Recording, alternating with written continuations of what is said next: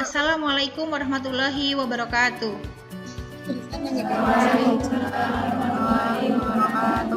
Apa kabar hari ini? Sehat semua? Sebelumnya, marilah kita buka pelajaran hari ini dengan berdoa. Silahkan Nabila Beril bisa memimpin doa. Terima kasih Beril, semoga dengan berdoa hari ini pelajaran kita lancar begitu ya. Silahkan kalian buka ke Google Classroom kemudian melakukan presensi terlebih dahulu. Sudah siap semua untuk mengikuti pelajaran? Kita akan belajar melanjutkan materi statistika begitu ya. Ini tujuan kita adalah nanti dengan discovery learning kita akan bisa menyajikan data dalam bentuk tabel distribusi frekuensi, histogram maupun poligon. Nah, ini adalah tujuan pembelajaran hari ini. Maka nanti kalian akan bekerja dibantu dengan LKPD, nanti akan secara berkelompok kegiatan pada hari ini untuk menemukan bagaimana caranya menyajikan data dalam bentuk tabel distribusi frekuensi. Kemudian setelah diskusi kelompok nanti salah satu dari kalian akan presentasi hasil diskusi. Kemudian setelah itu kalian akan mengerjakan soal kuis. Nah, kita melakukan refleksi di akhir pelajaran. Kemudian diakhiri dengan saya memberikan tugas, kalian cek lagi di Google Classroom kalian. Nah, silahkan cek anggota kelompoknya sudah ada di Classroom. Kemarin saya sudah menyampaikan ke kalian cara membaca tabel distribusi frekuensi, tapi kalian belum belajar bagaimana menyusun data dalam bentuk tabel distribusi frekuensi. Benar begitu? Nah, kenapa kita harus belajar penyajian data? Ada yang bisa menyebutkan? Dan kenapa datanya tunggal harus disajikan dalam bentuk tabel distribusi frekuensi? Ada yang bisa berpendapat?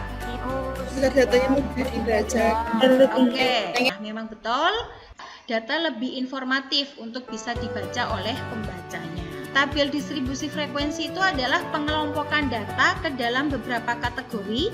Kalian harus mengingat ini dulu.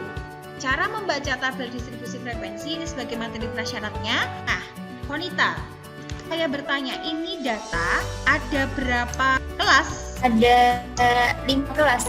Kelas pertamanya siapa? 1 sampai 64. 1, 2, 3, 4, 5, begitu ya. Nah, kalian harus bisa mencari kelas-kelas yang lainnya. Kalian sudah bisa membaca, ditambah untuk bisa menyajikannya.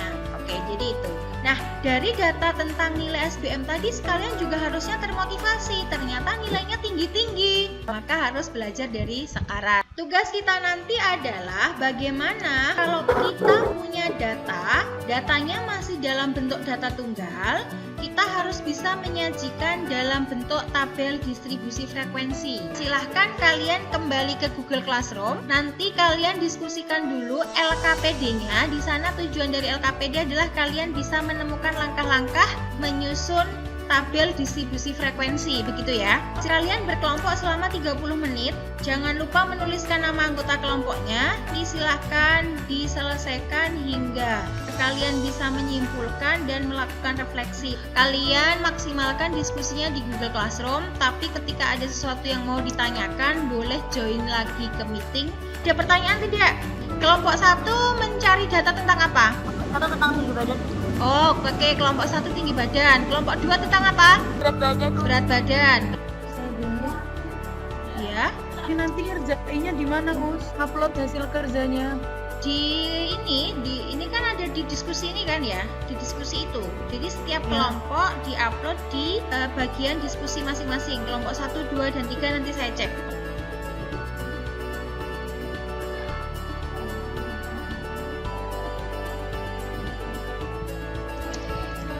Siapa yang mau maju untuk presentasi? Nabila Beril. Beril. Oke, Beril kelompok 5 bisa kelompok 1, 2, 3, dan 4 berarti menyimak dan memberikan tanggapan. Jadi kita udah ngumpulin data tinggi-tinggi anak kelas dengan jumlah 30 orang. Oke, dengan apa cara kalian bisa mencari informasi itu? Berarti Nabila dan kawan-kawan mengukur satu-satu begitu? Iya, kan. Nasib. Jadi itu ya. Banyaknya data yaitu banyaknya siswa ada 30. Siswa yang memiliki tinggi paling rendah yaitu 151. Jadi kita mencari banyaknya interval ataupun kelas itu dengan cara 1 plus 3,32 log n. N-nya 30. Langkah-langkah menyusun tabel distribusi frekuensi dengan aturan HA adalah yang pertama, menentukan banyak kelasnya. Lalu yang kedua, menentukan panjang kelas. Yang ketiga, menentukan interval data. Dan yang terakhir, membuat tabel distribusi frekuensi. Tapi di bawah kurangi ke di atas, di bawah kurangi ke di atas. Dikurangi, bacanya dikurangi masa? Sampai. Iya. Oke ya, sudah. Kalau ini tidak ada yang saya tanyakan. Nah, ini bagian 1. Banyaknya kelas itu harus dibulatkan ke atas. Kenapa? Beril bisa minta tolong yang lain. Pakai aturan pembulatan bukan kalau di atas 5 dinaikin. Berarti kalau nanti datanya banyak kelasnya 5,2, dibulatkannya kemana? 5. 5. Kelompok lain? Nggak sepakat. Siapa yang tidak sepakat? Salma. Salma. Kenapa tidak sepakat Salma? Kalau menurut saya Ya. banyak kelas harus dibulatkan ke atas supaya intervalnya meliputi semua data. Jadi semua data itu masuk ke dalam tabelnya. Oke. Mestinya nggak ada data yang terlewat. Oke, sip. Betul yang disampaikan oleh Salma, kita tidak pakai aturan pembulatan yang aturan ilmiah. Jadi mau berapapun angka di belakang koma, itu tetap dibulatkannya ke atas. Oke, kalau tadi langkah-langkah sudah dijelaskan Beril. Kelompok 2 ada kelompok 2? Siapa yang mau mewakili kelompok 2? Oke, Konita. Program mencari interval data. Kenapa batangnya berhimpit? Nggak tahu. Oh, tidak tahu. Kalau temannya bisa menjawab tidak? Tepi atas kelompok 1 dengan tepi bawah kelompok 2 sama Oke, pinter sekali Brina. Nah, karena ada sesuatu yang sama, maka dalam membuat dia harus berhimpit. Tadi wanita belum tahu kenapa berhimpit. Terus dibantu Sabrina. Terima kasih ya, kerjasama yang sangat bagus. Terima kasih untuk kalian yang sudah presentasi kelompoknya Beril, dan terima kasih teman-teman yang lain yang sudah memberikan tanggapannya. Kerjaannya sudah bagus, nanti saya cek, akan saya nilai sebagai kerja kelompok. Mari kita simpulkan bersama-sama hasil kegiatan kita hari ini tadi.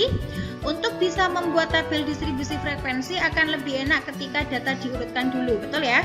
Kemudian membuat kategori atau kelas data, yaitu banyak kelas dan panjang kelas, betul? Pakai aturan apa tadi? A, start, Oke, kota manfaatkan jangkauan dan logaritma, gitu ya. Terus habis itu melakukan tabulasi, memasukkan nilai ke dalam interval kelas. Tabulasinya ini. Nah, maksud saya tadi kalau diurutkan ketika tabulasi 40 sampai 49 kan tinggal melihat yang 40 sampai 49 ada berapa data gitu ya. Kemudian setelah ini dibuat histogramnya. Setelah dibuat histogramnya, kalian bisa membuat poligonnya dengan menentukan nilai tengah masing-masing dan seperti ini.